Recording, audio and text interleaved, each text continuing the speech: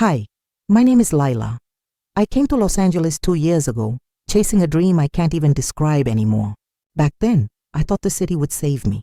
I thought the sun, the lights, the people, all of it, would somehow erase the small town I came from and everything I was trying to forget. When I first got here, I stayed with a girl I met online. She said she had connections, but what she really had was a couch, a few bad habits, and a lot of stories that never ended well. I didn't judge her. I was just grateful to have a roof over my head. You can't afford judgment when you have nowhere else to go. The first week was the hardest. I didn't have a job, no money, not even an ID that matched my address. I remember walking down Hollywood Boulevard at night, pretending to be someone confident, someone who belonged. But inside, I felt invisible. Then I met Marcus outside a liquor store. He was charming in that fake, dangerous kind of way. He offered me a ride, said he knew people in the industry. I should have known better. But when you're hungry, scared, and alone, you start believing every kind voice that comes your way. Marcus introduced me to a world I didn't know existed. Motels that never asked questions, girls who looked both glamorous and broken, and men who spoke softly before turning cruel.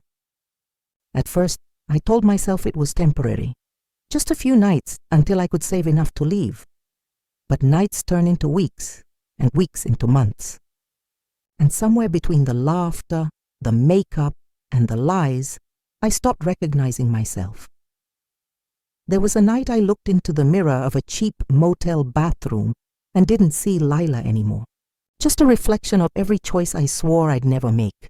I wiped my lipstick, wiped the tears that kept mixing with it, and told myself this wasn't forever. But deep down, I already knew I was stuck. I learned fast. How to smile when I wanted to scream. How to make men feel like they were saving me when I was the one surviving them. I became what they wanted. Quiet, soft, easy to forget.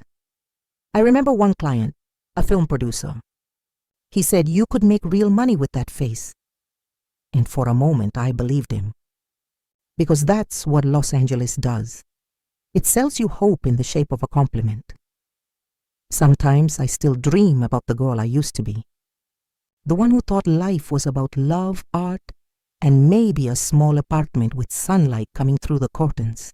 That girl feels like a stranger now, but I'm still here, breathing, trying, and maybe that's enough for tonight. The first night on Skid Row never leaves you. It stains you, seeps into your skin.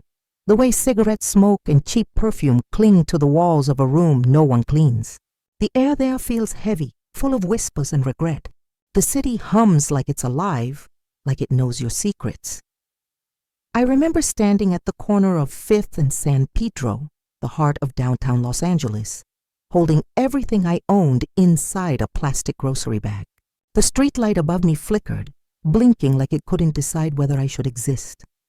I was 18, hungry, broke, and pretending I wasn't terrified. A man pulled up in a silver sedan, leaned out his window and said, "You lost, baby." That sentence, it changed everything. Because when a man says, "lost" down here, it doesn't mean he wants to help. It means he wants to buy what's left of your soul. He said he could take me somewhere warm, somewhere safe. I told myself it was only for a night, that I'd find work tomorrow, maybe a diner, maybe a store.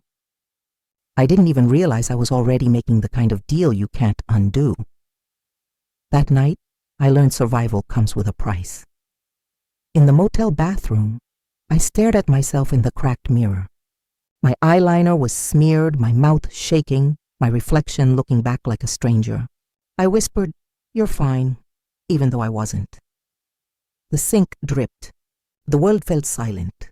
I could smell him on my skin. I thought about walking out into traffic, ending it right there. But something inside me whispered, "Not tonight." That voice, cold, steady, older than me, became the thing that kept me alive. By morning, I understood what Candy meant when she said, "Don't let your first trick break you. Everyone breaks here, but you decide when." Candy was 22, maybe younger, with long red braids and a laugh that sounded like music through static. She showed me where to stand, what to wear, how to talk like I wasn't scared. You keep your eyes up, she told me. You look men in the face. You smile when you have to, but never too much. The blade feeds on weakness. And she was right. I learned how to read people, the way their shoulders tightened before violence, the way their eyes flickered when they lied. I learned where to hide my money, how to count time by headlights instead of clocks. I stopped answering my mother's texts. She used to say, "Come home, baby," but home was a place that didn't want me. One night, a man tried to choke me because I refused to let him film. He called me names I won't repeat. I remember the weight of his hands, the sound of my heartbeat, the taste of metal in my mouth. I remember thinking, if I die here, nobody will know my name, but I fought back. I scratched, screamed, ran barefoot into the street. I slept behind a dumpster until morning. I woke up shivering, alive. That was the night I stopped believing in rescue. After that, I stopped crying. I painted my nails with dollar store polish, wore lipstick that said dangerous, and practiced walking like I owned the street. The other girls started calling me L.A. Lila. I don't know why, but the name stuck. Weeks blurred. Days became noise, nights became routine. Men came and went. Some were kind, some were monsters. Most were both. Sometimes they asked about my life, my dreams, like they wanted to make small talk with the ghost they just bought for an hour. "What do you want from life?" one asked me once. I said, "A place where nobody knows my name." He laughed. I didn't. Candy disappeared a month later. We found her shoes in an alley near 7th Street.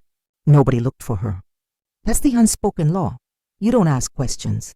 You just keep walking, keep breathing, keep pretending. After she was gone, I stopped wearing color. Everything became black. My jacket, my hair, my nails. It made me invisible, and invisibility was safer than beauty. Sometimes I'd see my reflection in a passing car window and not recognize it. The girl with the dead eyes, the calm smile, the blade in her pocket. I started whispering to her before every night shift. "You're still here. Don't forget that." Once a preacher came down to the block. He tried to hand me a Bible. I told him God doesn't walk this street. He said, "Then you bring him here." I didn't know how. I still don't. There's something about Skid Row. It becomes a heartbeat. You wake up to sirens, fall asleep to screams, dream about silence and can't stand it when it comes. You start mistaking danger for love, fear for comfort. And after a while you realize you don't belong anywhere else. That's what surviving does.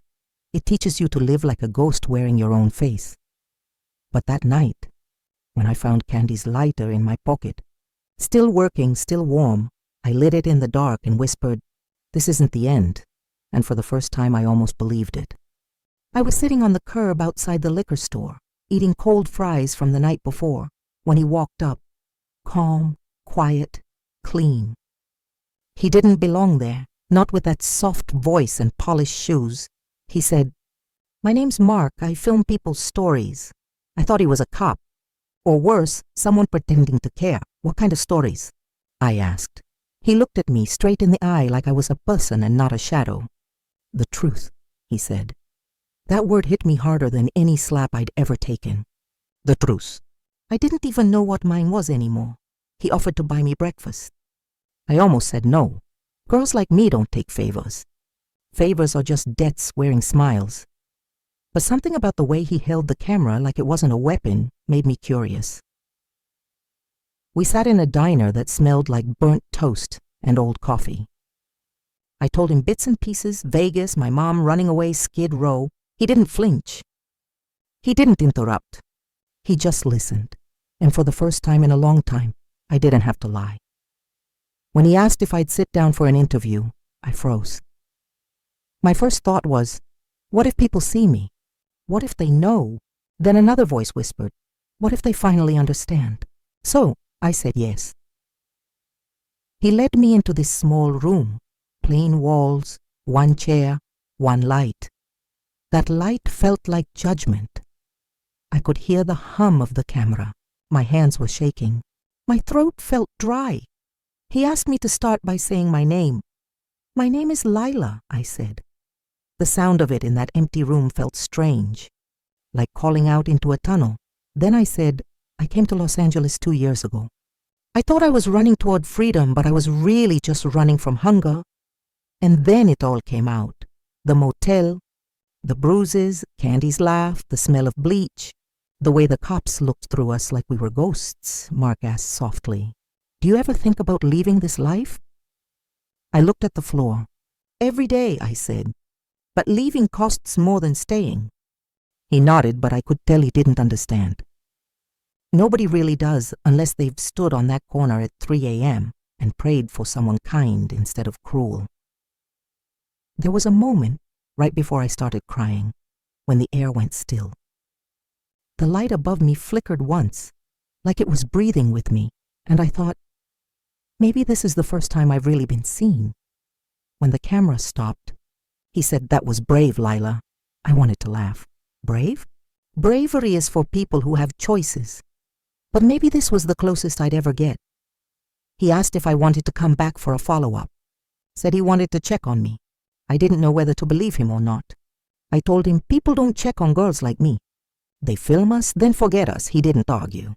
He just handed me a 20 for food and said, stay safe. As I walked back down the block, the other girls stared.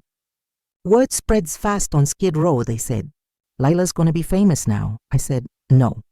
Baby, I'm just finally real. That night, when I stood under the neon motel sign, I looked up at my reflection in the glass. For the first time, I didn't just see a body for sale. I saw a survivor, a girl who had crawled through fire and still had a voice. And maybe, just maybe, that was worth something. Later that week, a man stopped me, a regular. He said he saw the video. He said, you made me think, Lila. I didn't know whether to feel proud or afraid. I walked away before he could finish talking. But for the first time in 2 years, I smiled.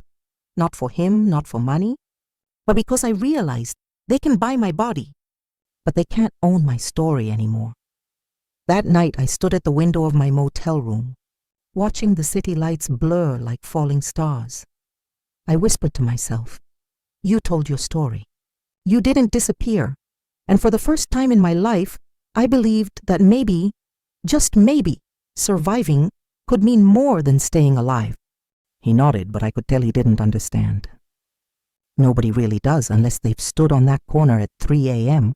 and prayed for someone kind instead of cruel. There was a moment right before I started crying, when the air went still. The light above me flickered once, like it was breathing with me, and I thought, maybe this is the first time I've really been seen. When the camera stopped, he said, that was brave, Lila. I wanted to laugh. Brave? Bravery is for people who have choices, but maybe this was the closest I'd ever get. He asked if I wanted to come back for a follow-up. Said he wanted to check on me. I didn't know whether to believe him or not. I told him, people don't check on girls like me. They film us, then forget us. He didn't argue. He just handed me a 20 for food and said, stay safe. As I walked back down the block, the other girls stared. Word spreads fast on Skid Row, they said. Lila's gonna be famous now. I said, no. Baby, I'm just finally real. That night, when I stood under the neon motel sign, I looked up at my reflection in the glass. For the first time, I didn't just see a body for sale. I saw a survivor, a girl who had crawled through fire and still had a voice. And maybe, just maybe, that was worth something. Later that week, a man stopped me, a regular. He said he saw the video. He said, you made me think, Lila. I didn't know whether to feel proud or afraid. I walked away before he could finish talking. But for the first time in 2 years, I smiled.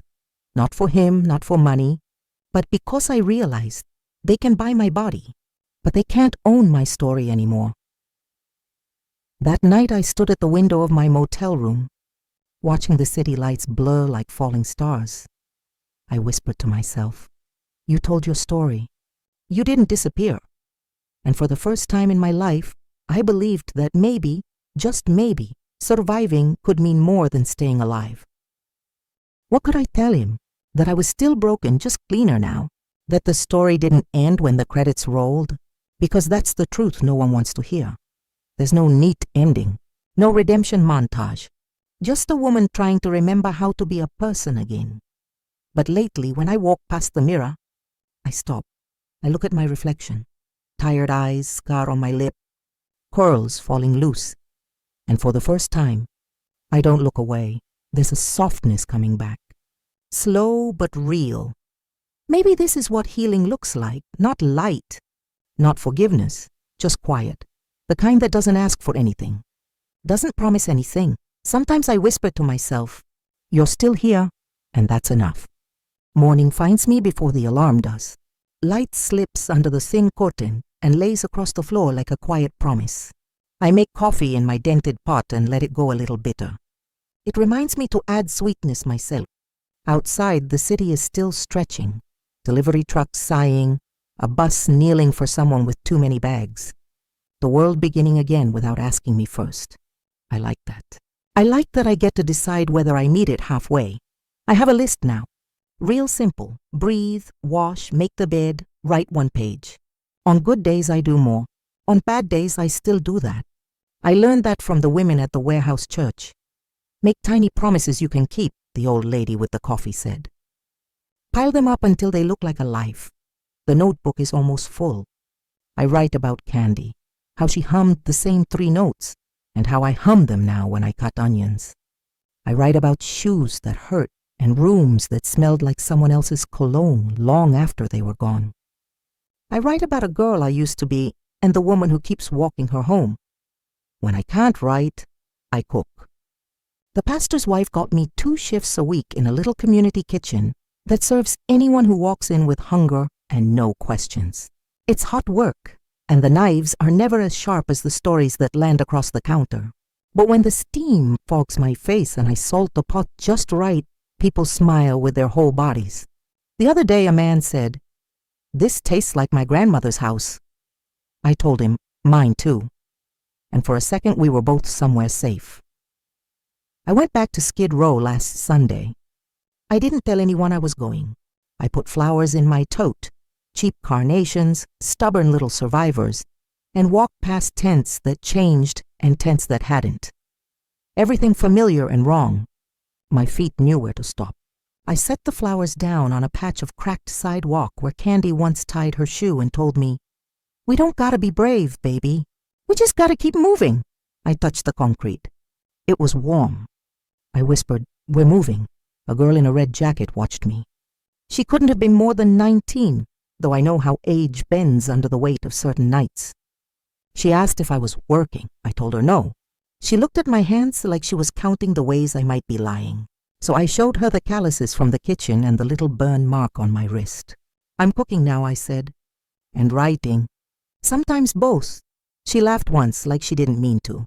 Then she asked if it gets easier. I told her the truth. The street gets meaner, but you can get kinder to yourself. "That's not the same," she said.